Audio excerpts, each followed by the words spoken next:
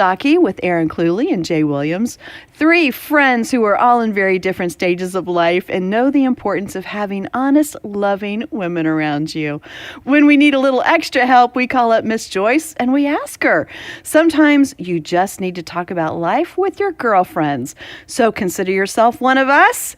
And let's talk it out. Let's talk it out. Let's talk. Or sing. Is this a new theme song? Let's talk, I hear it coming. Let's talk it out. No. Like a musical. Let's go a different way. Okay, yeah. All right. Different direction. Okay. Let's talk it out. Okay, no. Yeah. Ginger, go. Well, we have been continuing our series that we just started last week. So we are talking about healing the soul of a woman, and it's such an important series. And if you would like to follow along with us, a great place to start is to go to joycemeyer.org/talkitout, and you can pick up that book, Healing the Soul of a Woman, and be reading it with us because we're going to be doing it today and 2 more weeks, and some really good stuff in that book and a lot more to talk about. We are really looking forward to continuing this topic because I don't know, we're 1 week in and I just feel like so much is already happening. And I just want to say to both of you, I'm so proud of you.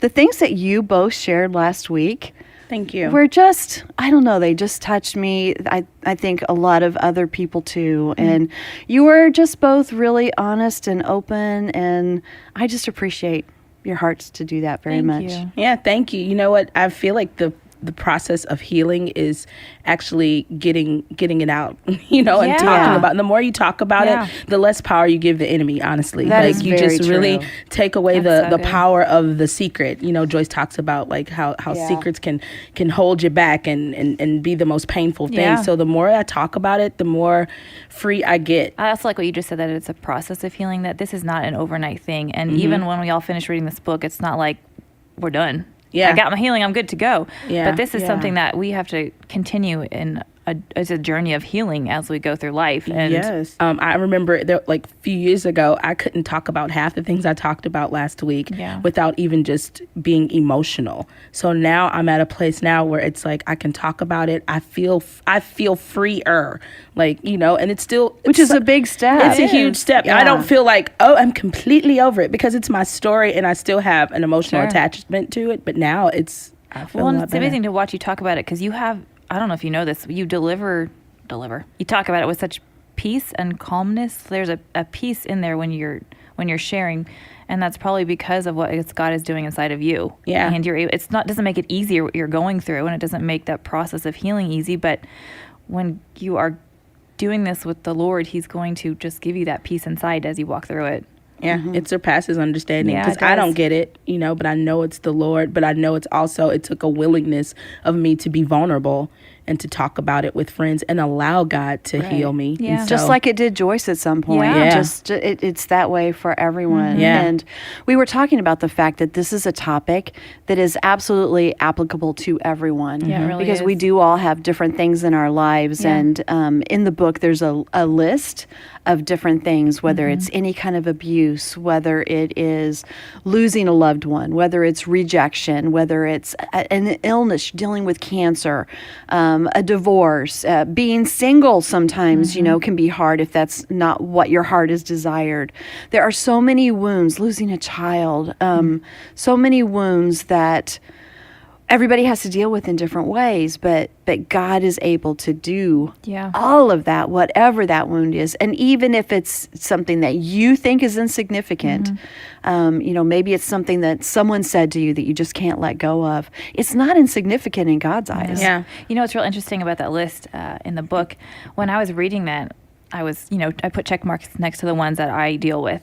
And I thought, there is not a single woman on this planet, women in particular, that doesn't struggle with something on this list. And it gave me such empathy for women in general that if I compare myself to someone or if I judge them too quickly, I need to step back because they have their own list of things that they're checking that they need healing for. And we are all in this together. And it kind of put perspective on it. Yeah. It's not just me battling my own stuff, but we've all got stuff that we need help. We do. need God's help with. And Erin, you encouraged everyone last week to start really looking deep inside and Yeah. seeing what those things are that we need to give to God for Him to heal. And that was a place that you said you really needed to start. Yeah, I did. And even in this past week, reading this chapter, what we're going to talk about today on boundaries and putting up walls, again, I think much too highly of myself. I will just admit it to you. I thought, I don't have boundaries and walls, but I'm fine. But I do. And I realized some ways that I have put those up in my life and why I do them, why I feel the need to control some situations where it's not necessary, and the motives behind that. It's just been really interesting to see what God has revealed to me for things that I just don't think are that big of a deal. Right. So, well, we want to begin today with that, just like Erin said, this chapter that Joyce has in Healing the Soul of the Woman. And she's named it Establish Boundaries, Don't Build Walls, which I think is so good. Because to really begin this process of healing, we have to start by tearing down the walls of protection that we've built up, because they also come between us and God. Yeah. They don't just protect us from other hurts. They come between us and our healing. But when we learn instead to build healthy boundaries that make sense, those aren't walls. Boundaries are not unhealthy walls. Yeah. Yeah. What do you say we just start right off by calling Joyce? Yeah, And that's a seeing great what idea. she has to say about boundaries and how she had to tear down her own walls, and so many questions I have for her. So let's give her a call right now. Hello? Hey, Joyce. Hey. Hey, how are you today? Oh, well, I'm just excellent. How are you? We are excellent too. hi, Joyce. Hi. Hi. Well, So, what's going on? Well, we are talking about healing the soul of a woman, and we have boundary questions for you. Why do you laugh? Help me, Jesus. Help me, Jesus. Let's do Jesus. I'm just sitting here working on a devotional, and all of a sudden you guys call and say, we have questions for you. We like to keep you on your toes. That's what we're all about. That's right. Well, So what can I try to help you with? I love the way that as you were getting into this topic in the book, you asked this question: are you resentful because you feel that people take advantage of you? And I think a lot of our friends who are out there listening right now would say, yeah, I think I do. So how do boundaries help if that's what we're feeling? Well, I think I shared a story in this chapter about how a man that I worked for, was pretty controlling, and I felt like that he controlled me and took advantage of me. And after it was over, I felt that I resented the fact that he did that. But then God really spoke to my heart that he was wrong in what he did, but I was just as wrong because I let him do it. And that was a bit of an eye-opener for me, because I think that we always look at what other people are doing wrong, and we think, well, you shouldn't do that. But if it's something they're doing to us, we can put up a God-inspired boundary and not let them do it. Mm-hmm. Do you feel like, Joyce, that you allowed him to control you a bit because of wanting to please him, like a people-pleasing motive, or was it fear? I think it was both. I think it was, in some ways, it was a reaction to the way I grew up with my father. The two men had similar personalities, and I also loved and needed and wanted my job, and so I was concerned that if I didn't do what he wanted me to do, that I would lose that job. And some of it was just people-pleasing. I think a lot of times we react to people like that in our lives, and we never stop long enough to even ask ourselves why we're doing it. But most of it is bound up in fear. We're afraid of something. Yeah. That makes sense. I had a similar situation. I had a boss before, not in my current job. I want to make that really clear. Yes, please establish that. I have wonderful bosses now who I love with all my heart. But anyway, I had this boss, and he was raising his voice at me. And I just got to the point where I said, you can't talk to me like that. And it amazed me because he actually stopped. I mean, he didn't raise his voice after that. And it really did help me understand. Now, I know it does not always go that way. Sure. But for me, I realized it seemed like it was his choice.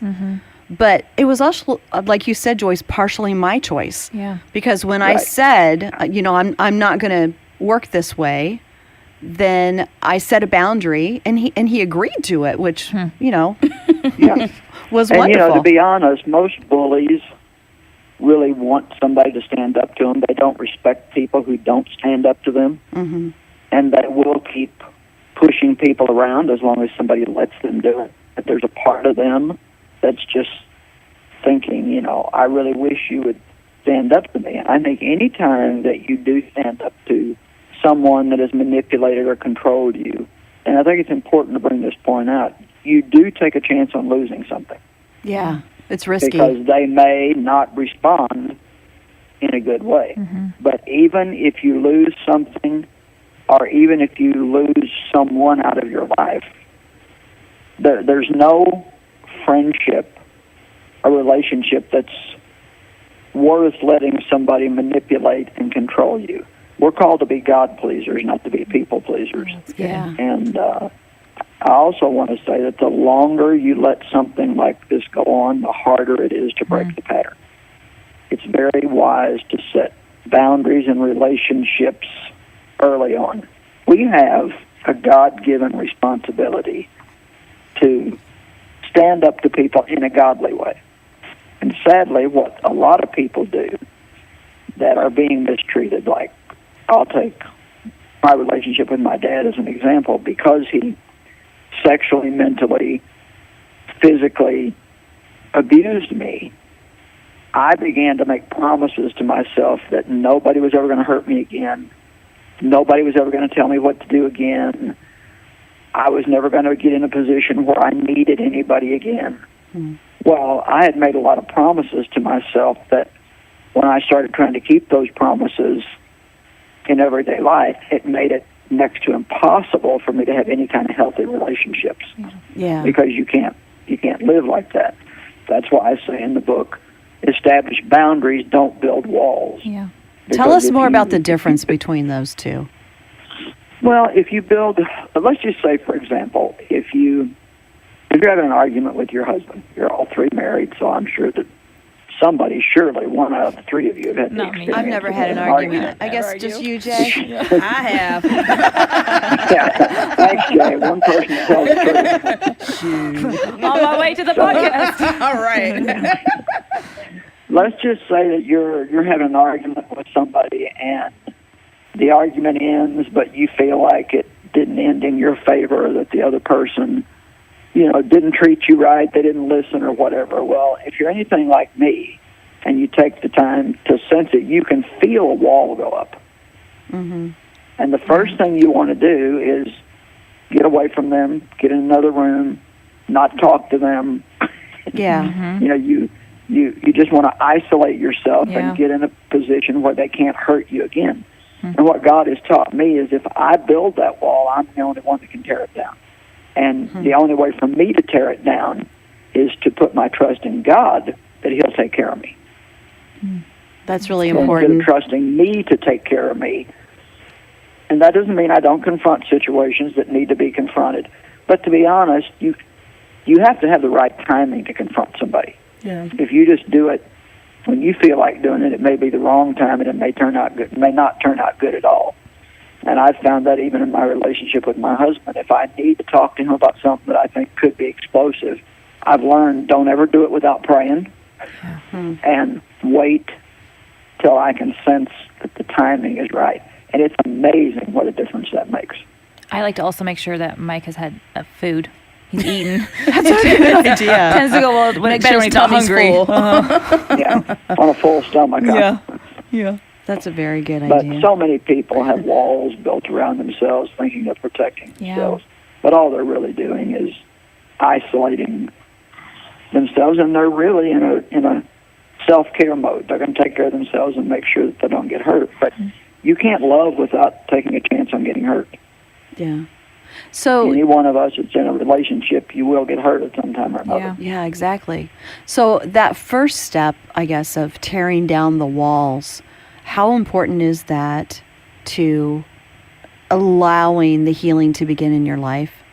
Well, I think it's very important. I mean, you can't, if you're isolating yourself, you're not just isolating yourself from the person who hurt you, but you're isolating yourself from God too.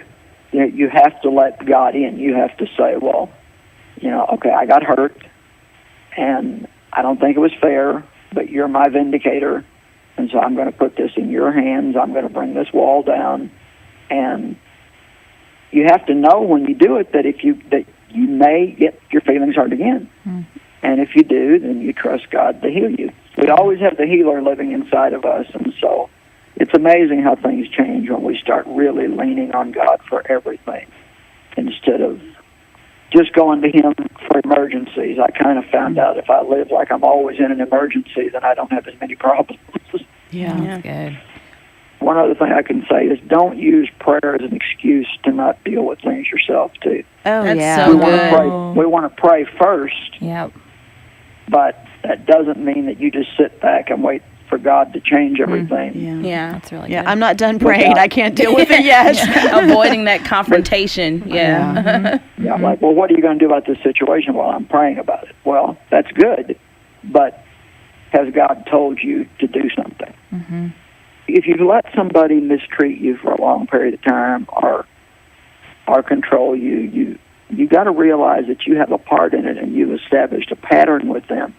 And so you don't want to go in like a bulldozer and just unload on them all in 5 seconds. Well, you've been controlling me and I'm not going to put up with this anymore. And blah, blah, blah, blah, blah, blah, blah, blah, blah.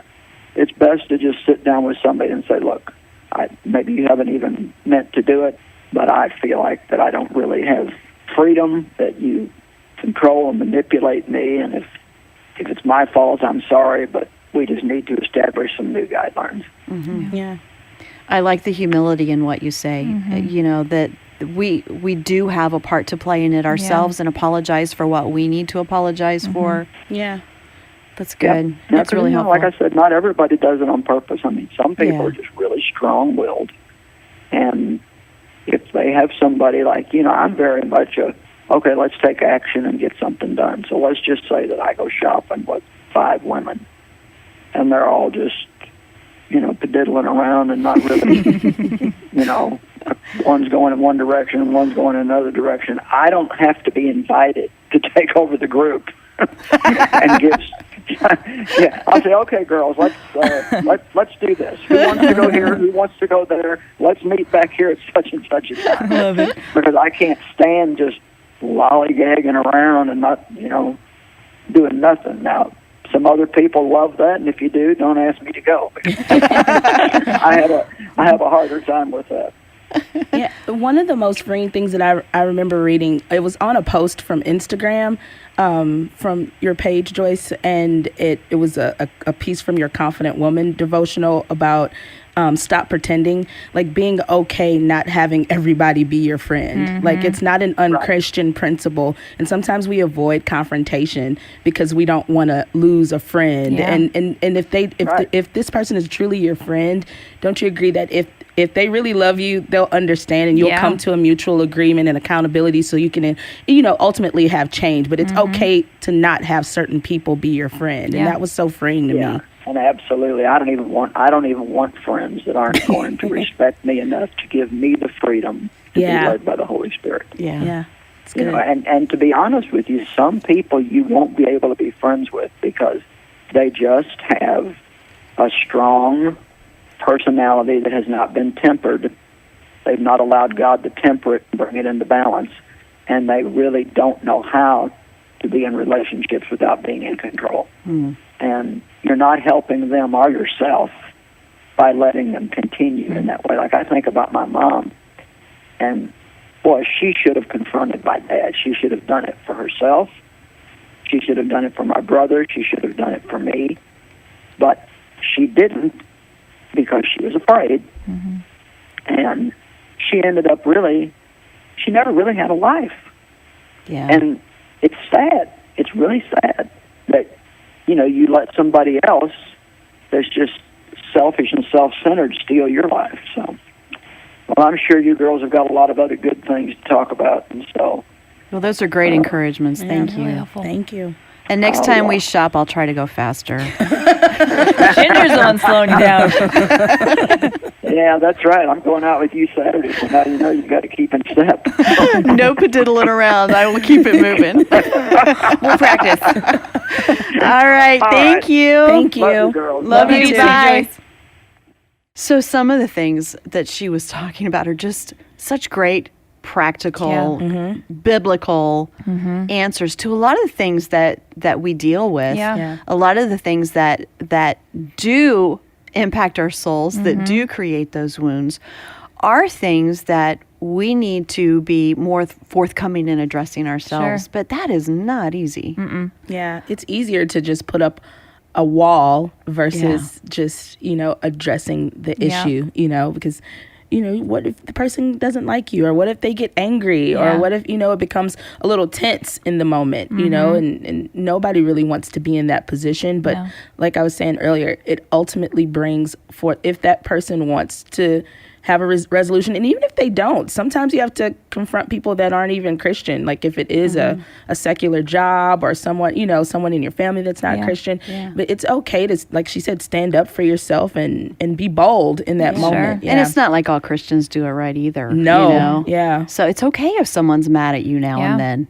Yeah. It doesn't mean that necessarily. I mean, I'm not talking about doing something that's just out there rude, but sometimes people are not going to like what we do and say. And that's hard. And that's okay. Yeah. Yeah. It's okay. Yeah. One thing that I realized as she was talking just now, and even when I was reading some of this stuff, was how I do that even with my own husband, that I will, if we have a disagreement or something, and obviously I think I'm right, but that's probably not the case, but I can feel, like she says in the book, you can feel yourself put the wall up, and then when it's good for me, then I'll put it back down. And it's like I'm going through a drive-through and I'm pushing my window up and down. Now I'm going to put this up because you made me mad, so I'm not going to let you in. Well, okay, now I'm ready to talk, so I'll put that wall back down. Because so I I'm need to order manipulating. some fries. Yes. Let me go get my French fries and my milkshake, and then we can talk. No, but that's a great example. That's a Yeah. great visual of how to understand it. Yeah. It is kind of at our own whims sometimes. I need protection. I need something from you. Yeah. I didn't realize how much I would do that, and I mean, I know I needed space, when you disagree with someone, sometimes you just need some space, and that's fine. That's all healthy. right. Yeah. But I can't do that just because it's good for me or it's working in what makes me happy. I mean, I'm affecting my walls, and my up and down of that is affecting him. So And your kids. and my kids And the other people Yeah. around us. I Yeah. mean, anybody that I come in contact with. Honestly, if I'm upset with whoever it is in life, it often spills over because those walls are seen by Yeah, everyone. they are. Not just that one person that I want to have that wall between us. Yeah. Yeah, and then it's easier to go to someone else, and that's not the right thing to do. To go talk about it with you're someone right. else. Yeah. And so one of the principles I like to use is Matthew 18. Like if someone offends you, you have to go to them. Like it's never good to just go and gossip about it and talk about it in pods to other people, because what that does, it stirs up strife, and then it makes people not like other people when you could have just handled Right. that with that one person. And another thing that that I'm learning, this is a process that I'm learning in my healing journey, is to also not seek victory when I go to, to discuss a boundary that I'm setting. Now, I don't want... That is great. That is an excellent point. Yeah, I'm not trying to get victory out of it. I'm not Yeah. to. I am not trying bad to at win. that because I want to win. I want to win. I am a winner. No, but you're right. I needed that encouragement. It's like it's not to seek victory. It's to seek Yeah. resolution and to seek peace. Yeah. and understanding, and all you're getting understanding, and that's the goal now that I'm trying to really practice in building boundaries and setting boundaries, because because that's something that's been hard for me in the past, is really setting those boundaries, because I did build up walls from things that had happened from the past, and I don't want to continue and perpetuate that cycle. So in building boundaries, when I do have an offense, I don't talk to other people about it like first. I go and talk to the person. That Matthew 18 principle is my thing. And then if we don't seek especially if it's Christian to Christian, if we don't get a resolution, then I go and seek some type of elder or someone older than me that has been in the faith longer than me to go to that person again. You know, if you look in Matthew 18, it just kind of tells you how to handle conflict resolution to get to a good, healthy resolve. And so that's just kind of the principle, is not to seek victory and to go to that person. Yeah. Well, let's go ahead and listen to a little bit about what Joyce has to say further on this topic, because I think there's a lot more to talk about here. So much. And it's really, really helpful stuff. But when Dave talks about her and Joyce, it's always so helpful and enjoyable, because they're just so funny in their stories. But Dave did have to set really healthy boundaries with Joyce because of the wounds in her life, and it caused her to make a choice. So listen to this. Well, let me tell you something. Let me finish this story up about Dave real quick.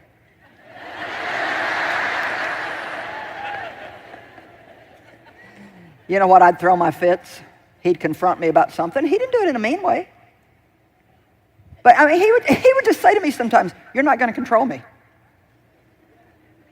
"I'm not trying to control you." "Yes, you are." He's like, "You're trying to make me think what you think, and I don't think what you think. I've got my own opinion. So stop trying to convince me." You know, I'm good at convincing, and that's part of my teaching gift. But there's times when it needs to work and times when it doesn't. And I would try to convince him of my way. Well, then, if I didn't get my way, I'd go get my feelings hurt. And I remember him saying to me, "Ooh."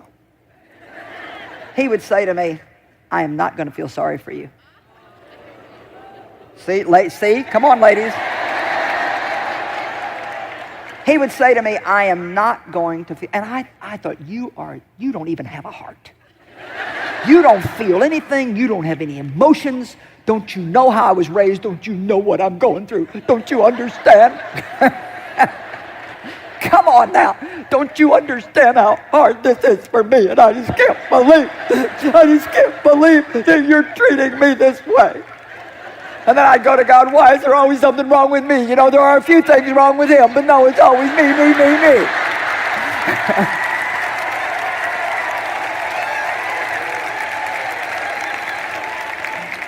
Come on, you know how we are. And he would say to me, "Joyce, I love you, but I am not going to feel sorry for you because it is not going to help you if I do." And then he might leave to go play golf. Actually, that happened real frequently.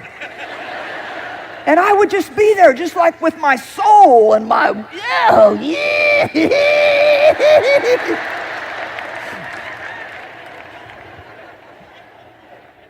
And I had a choice.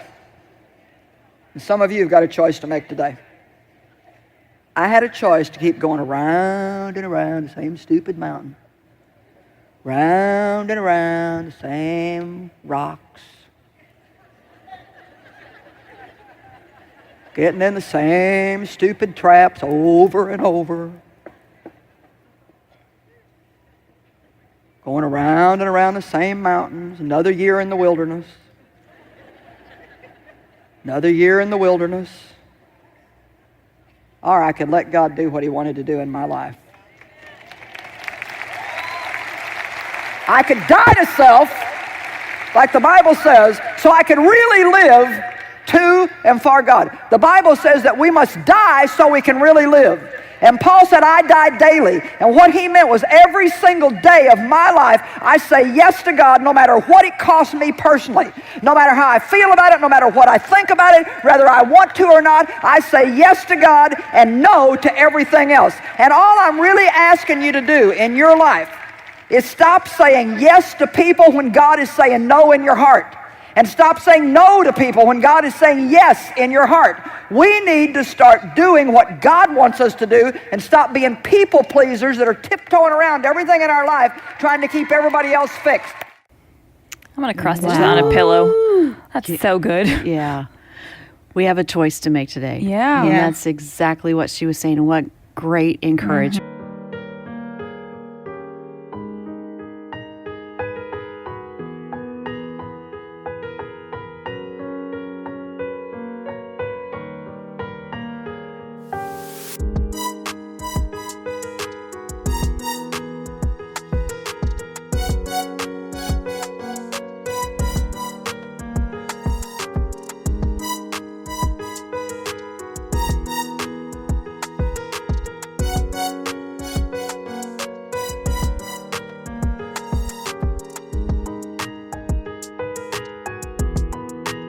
That we can choose to stay where we are Yeah. for our wounds to fester and scar over and become crusty, ugly old things. Yeah. Or we can begin tearing down those walls, Yeah.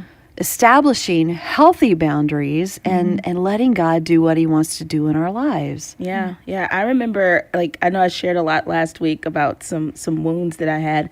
And I remember after a few years of being married to Isaiah literally told me, because he would do things that would trigger me, that reminded me that I still had a wound. And I remember him telling me one time, Jay, I cannot pay for the wounds that you still have that are open. I can't pay for those. He's like, the price is too high. I can't afford it. Yeah. You know, he's Wow. like, that's Yeah. not, he's like, I can't, but Jesus can. Yeah. You know, Jesus paid for it already. So I think a lot of times we want people to pay because we're triggered by something that they say, and then we put that burden of responsibility on that person. It's not like Dave. It wasn't Dave. That, like, maybe he did something or something happened that triggered Joyce to think of.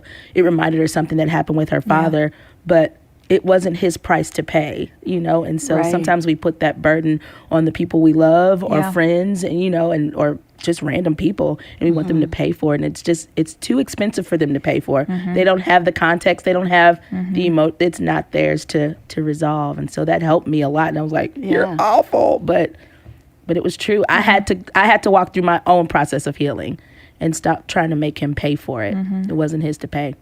Wow. That's really good, Jay. Hard. Yeah. It's hard. Yeah, that's not something.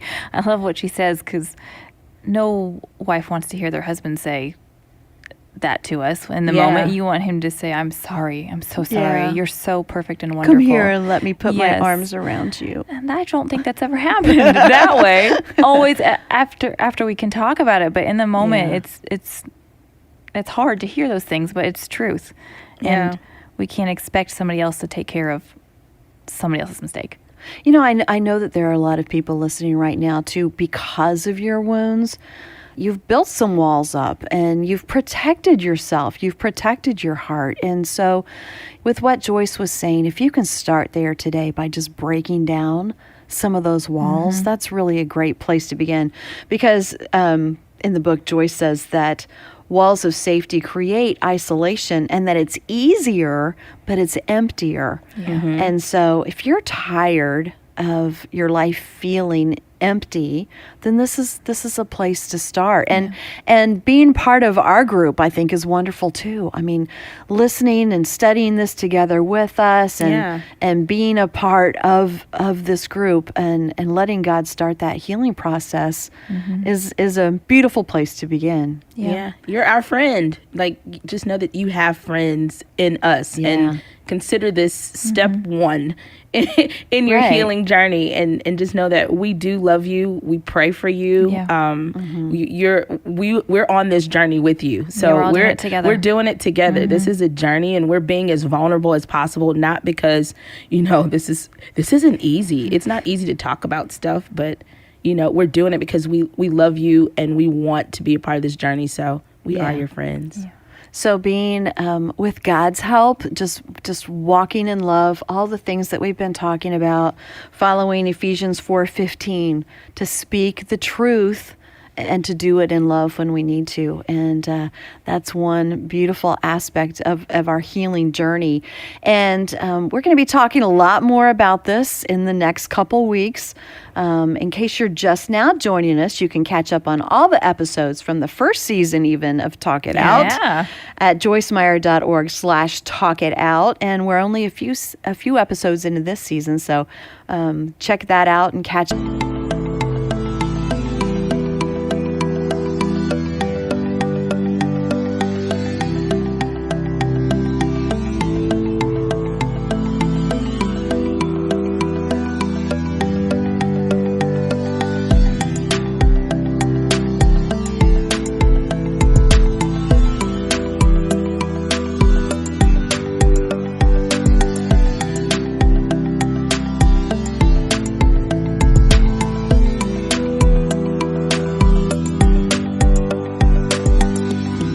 up with us. So next time we're going to have a special guest with us who's going to talk more about guilt and shame. And if any of you know her, it's Lisa Harper.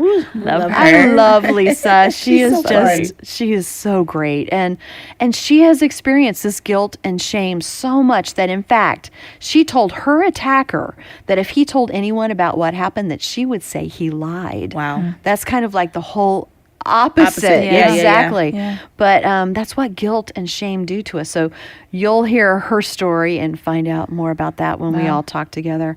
And don't forget, the Healing Soul of the Woman book is what we're talking about, so you can pick up your copy and follow along with us. And don't forget to listen to all of Joyce's podcasts too, because she just has great teaching. joycemeyer.org/podcast. You can find all of the podcasts. Yeah, Good stuff they're there. all good. So homework, we need to leave with homework. That's always important because you can't heal in a 30-minute podcast. You got to do some work on your own. Yeah. So start thinking about those boundaries in your life that you need. Start thinking about those hard conversations that you might need to have and pray about them. And I believe that this week God is going to show us all some things and open doors for healthy conversations. Yeah. Good. Yeah. And start praying that God begins to prepare their hearts too. As you, even if you practically make a list of some of the people that you need to talk to and just start praying over them and believing the best about the outcome. Don't go in with like, oh, they're going to do this. Cause that's something I used to do. I used to always think ahead and think about the ending. Plan out the whole conversation.